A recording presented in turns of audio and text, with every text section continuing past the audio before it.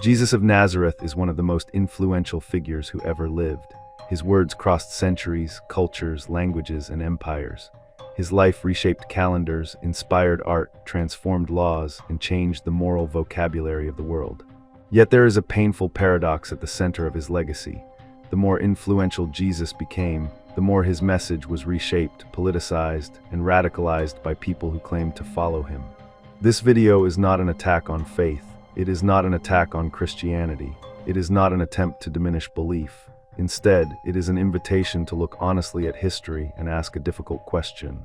How did a man who preached love of enemies, humility, mercy, and nonviolence become associated with conquest, oppression, exclusion, and power? Jesus did not radicalize himself. People did.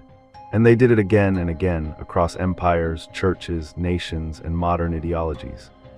To understand this, we must separate Jesus the historical teacher from Jesus the political symbol, Jesus the institutional brand, and Jesus the ideological weapon. This is the story of how that transformation happened, who Jesus actually was.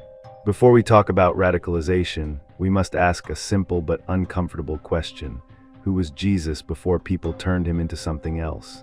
Jesus was a poor Jewish teacher living under Roman occupation in first-century Palestine. He did not belong to the political elite. He did not command armies. He did not write books. He did not hold office.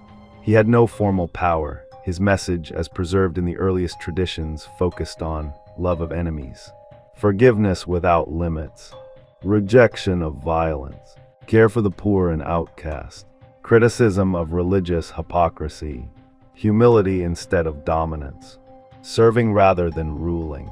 He rejected nationalism when asked to take sides. He refused violent resistance even when oppressed. He warned against mixing faith with power. He challenged religious leaders who used God to control people. When his followers expected him to overthrow Rome, he disappointed them. When offered political kingship, he refused. When arrested, he did not fight back. Jesus was executed not because he led a violent uprising, but because his teachings threatened systems of control, both religious and imperial. At no point did Jesus preach holy war. At no point did he command forced conversion. At no point did he promote domination of others. So how did everything change? The first distortion, fear after his death. The radicalization of Jesus began immediately after his death. His followers were afraid. Their teacher was gone. Their movement was vulnerable. The Roman Empire crushed rebellions brutally. Survival required adaptation. As Christianity spread, early leaders faced a dilemma. How do you preserve a radical message of love in a violent world? Some softened Jesus' teachings to make them more socially acceptable. Others emphasized obedience and hierarchy. Others focused on punishment, judgment, and fear rather than compassion. Gradually, the message shifted from follow the way of Jesus to believe the right things about Jesus. Belief became more important than behavior. Orthodoxy replaced transformation. This was the first step in turning Jesus from a living example into a controlled symbol. When the empire took Jesus, the biggest radicalization of Jesus happened in the 4th century. The Roman Empire, once his executioner, adopted him as its official symbol. This was not a small change. An empire built on conquest, violence, slavery, and domination now claimed a teacher of nonviolence as its divine endorsement. To make this work, Jesus had to be reinterpreted. The suffering servant became a cosmic ruler. The enemy-loving teacher became a judge of nations. The humble healer became a banner for armies. The cross, once a symbol of state terror, became a military emblem. This was not Jesus influencing empire. This was empire reshaping Jesus. Faith became a tool of unity and control. Disagreement became heresy. Heresy became treason, and treason justified violence. From this point forward, Christianity was no longer just a spiritual path. It became a political force, holy violence and the betrayal of his teachings. Once faith merged with power, violence followed. Crusades were launched in Jesus' name. Cities were burned in Jesus' name. People were tortured and executed in Jesus' name. All of this required a radical reinterpretation of his teachings. Love your enemies became destroy God's enemies. Turn the other cheek became defend the faith with force. Blessed are the peacemakers became blessed are the conquerors. This was not misunderstanding. It was intentional ideological transformation. Jesus was no longer a moral challenge to power. he became power's justification, control through fear. Another major radicalization came through fear-based theology. Jesus spoke about consequences, yes, but his message emphasized restoration, mercy, and transformation. Later systems emphasized eternal punishment, constant guilt, fear of questioning, obedience to authority.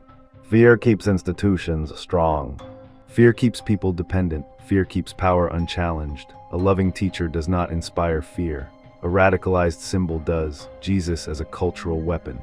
As centuries passed, Jesus was repeatedly reshaped to match cultural agendas.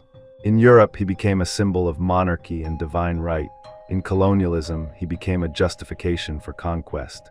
In slavery, his words were selectively quoted to enforce obedience. In nationalism, he was turned into a tribal symbol. In modern politics, he is used as a moral shield for policies that directly contradict his teachings. Each time, the same pattern appears. Select parts of his message. Ignore the rest. Claim divine authority. Silence dissent. This is not faith, this is ideological weaponization, the psychological need to radicalize Jesus. Why does this keep happening? Because the real Jesus is uncomfortable. He challenges ego, he challenges power, he challenges tribalism, he challenges certainty. A Jesus who demands humility is dangerous to those who want control. A Jesus who loves enemies threatens systems built on division, so people create a safer Jesus. A Jesus who agrees with them. A Jesus who hates who they hate. A Jesus who blesses their power. This Jesus is easier to follow. But he is not the one from Nazareth, modern radicalization. Today, radicalization continues in new forms. Jesus is used to justify political movements, silence social criticism, enforce moral superiority, exclude outsiders. Social media amplifies simplified, aggressive versions of faith. Complex teachings are reduced to slogans. Compassion is labeled weakness. Questioning is labeled rebellion. Once again, Jesus becomes a symbol rather than a guide, what was lost. In radicalizing Jesus, humanity lost something precious. We lost a model of radical compassion, a challenge to violent systems, a path of inner transformation, a vision of justice rooted in mercy. Instead, many inherited fear, division, and control. Recovering the unradicalized Jesus. To unradicalize Jesus does not mean abandoning faith. It means returning to it. It means listening again to the uncomfortable words. It means separating spiritual truth from political power. It means choosing love over certainty, humility over dominance, service over control. Jesus never asked for empires. He never asked for armies. He never asked for domination. He asked people to change themselves. So the final question is not whether Jesus was radical. The question is, why are we still afraid of the real one?